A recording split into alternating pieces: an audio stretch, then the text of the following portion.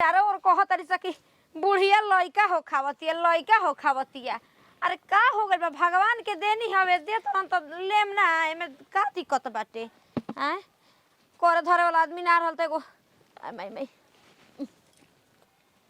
अरे बाप रे बा, ज्यादा मिलल धन छोड़े के थोड़े ना चाहिए। कहाँ बाड़ू हो सुनतारू बड़को? हां बोली काम कहत नहीं मम्मी जी। तन तेल लेके तन सुहरा ना द बेटा। अब ये न रह गइल बाप, तेल लगाई मालिश करी 9 महीना रहुआ के सेक हम बैठब देखम जान तरू काहे नहीं खे बरा चल काहे मम्मी जी दौड़ ला शरम दम सब धो के पी गइल बनी ना। बीमार नियर भइल बा जनलू तन को चल नहीं खे में ला शरम के का बात बाटे। धी दामाद उतर गइल बेटी पतो पोता वाला काला त दादी जी बके तब ला शरम नहीं के सब धो के पी गइल बनी रहुआ। अरे ते में ला शरम के का बात बाटे, केहू के भगवान ने कर देता हमके देता जा तनी गांव में चलल मुश्किल भइल बा, सब कोई कहता करे रीते सवा तोर माई के लइका होके के हो का चिल्ला तनी जी धोरी नहीं से और फट तनी ओकरा निहुर नहीं खे जाता फटक के ये नु काम रह गइल बा, राउर सेवा करी अब इनकरो सेवा करी। तोरा त खुशी होके के चाहि कि देवर लइका होखो तरह से। अब हम ये ठीक बानी के छुट्टा बानी उहे के बोली हमरा का बोलता नहीं। अरे झगड़ा ना कइल जाला तो उम्र में बने के मम्मी जी ता राउर कौन उम्र में बने के बताई। अरे पतो उतार लेन तब हमर उम्र में एथु हो गइल बाटे रे। के कहेला कि मरचा सूख जाला त तिताई कम हो जाला रे। सब धोके पी रोवा चलते हमरो बोली कि सुने के पड़ जाता। चाची दी हंस तारी कैसे हो जी उनकर से चाय बनवा के एक गिलास पियम। जा या बूढ़ी जा गौवा में सब ढीड़ देखाइले छ हमर लइका होके के बात करो। हां हल्ला क द आ ओही में क दी है स जास लेके आ तहर लोग के का हो दुनो जनी सास पतो बतियले रहू लोग के एक हाली हो खवाए के बाद बाग दीदी रो का कोई नहीं हंसला बाद में पछताईबू ना पछताईबू तो हमार नाम पर कुत्ता पोस दिया लोग ठीक बानू हटा जा। और कैसे झनक के बोलतन जी उ बुढ़िया के चलते तो हमरो बोली सुने के पड़ जाता, हमरो लाज लागो तो। बाप रे बाप है लइका अभी नइखे भइल त हाता ना काम बा, जब हो जाई तो बाप रे कतरा काम करे के पड़ी। खेंदरा फीच त गर्दन फीच बताओ। सही टाइम पर फोन कइलन अभी बताओ त। हेलो हेलो प्रणाम। हाँ खुश रह, तारा के 4 हाली फोन कइले बानी, कहली उठैले बड़ी। का करी टाइम मिलता जी फोन करे के, उ दुनो जनी माई सास पतो के सेवा करे और माई के तनको तो ला शरम नइखे जी। और रउवानु और माई भाई दिहन छोटका भईवा के लेले चलम। अरे हमर तो तार बुझाइबे ना कर, हम बोले खातिर फोन कर तो लागत तू ही एकदम रेला पे बोले ले जतड़ू। का करी जी दम हमरे जनु नर्स बना देबे से एक खातिर तो छोड़ के गइल बानी बाहर त लेके गइनी है ना। ठीक है ना बा, नर्स के नौकरी लागल, अब कमाए वाली हो गइल, अब घरे रहम हम। का जी सोचहु में पागल हई का रहुआ। अरे का भइल बा?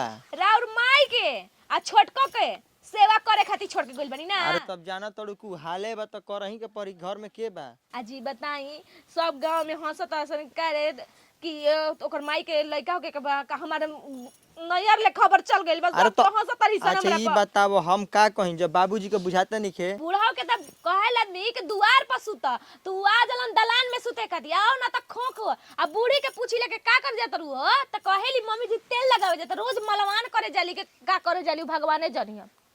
अरे यार अब हम का कहीं। देखी जी हमरा का हमरा बड़ा खीस बा, हम चल जेम नहीं यार अपन आके देखत रहम एगो अच्छा रख दे। जाए तो जो दिन बाद तो दिन देख ल ठीक ना, ओकर बाद तो उनका ओकर छोटकी के माई के कहना बोला दिलू हु।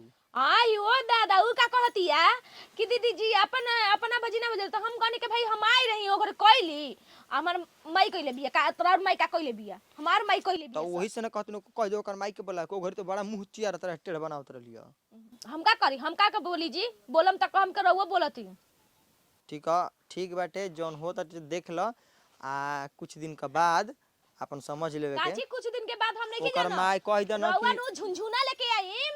हे भगवान ऐसा ऐसा बात अब जौन हो गल बाप का दिन जान ले ले जान ले हम त माई के समझाइला काहे ना। अच्छा माई के अब ना बोल सके, बाबूजी के जाते नहीं कह हम कि दलानी में सुते के अब ना करी। दलानी में ना लेके चल जाई बहरे भले उ काम ना करियन घर में रूम में रहियन। अरे तो बाहर बुढ़ऊ का करी हन ना त गोदी में लइका खेलई हन। हाँ तो हो जिन तो खेलेबे न करे नाती या बेटा।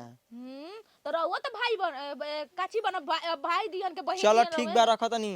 हां साहब आओ तना रख रख रख। अरे नीमन बात बोला नो तो बड़ा इनका काऊ लागेला दिल में जाके चोट लगेगा। माई बाबू के तो बात सुन ना सकेलन, ये हमर भौजाई बात रहित नु बाप रे बाप बोल के निहाल क देतन तोर माई होइसे कनिया ए बड़को कहा जी अब तनी हट गई तनी चाय बना के आ 2 चम्मच घी डाल के ले आवो।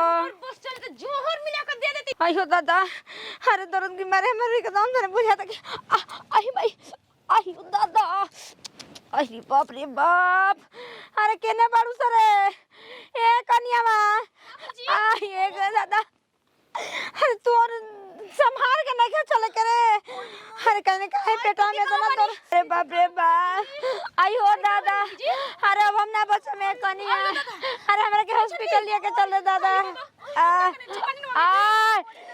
अरे माई, अयो भगवान जी, उनकर जाता नहीं उनकर एनु कम डिलीवरी वाला गाड़िया हुई हुई आवेलन गाड़िया ओइ जाता। अरे जल्दी करो हो, आवतनी अरे बाप रे बाप, अयो दादा, चुप रहो बाबू, अरे हमार बेटा चुप चुप चुप, एकदम हमर देवर जी ले आवो हो कनिया, तनी गरम का पानी दो।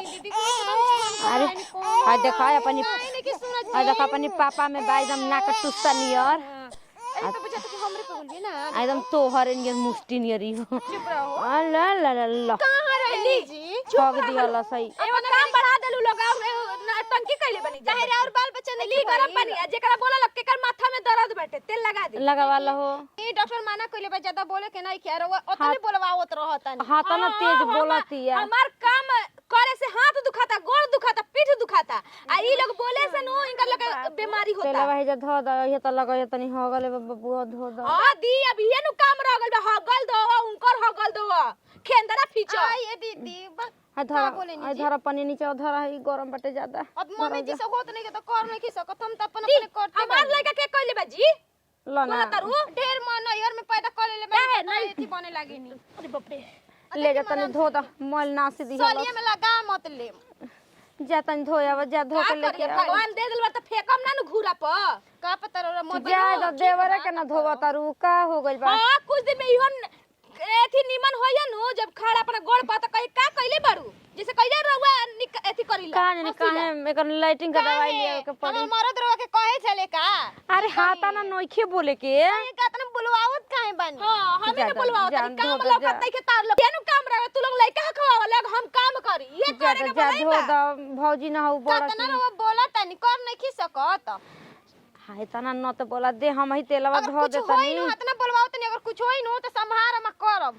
अब इहो समारे के पड़ी, अब हमरो हो समारे गल के तो ओकर धोके लेके आई तले ई मत होगी दे हम तले लगा दे तनी। मम्मी हमारा सही घिन बरेला तो हम ही तेलवा धो दे तनी वो का करो करत छोड़ी ना करत तेल हो मत धरी गई। हमरा अजीब लागेला तेल हम कहीं नहीं मना करे नहीं हम पनिया से रहे जे दे न दे कपड़ा में चाती दी दे मत ना धरी बात धरी जल्दी जा।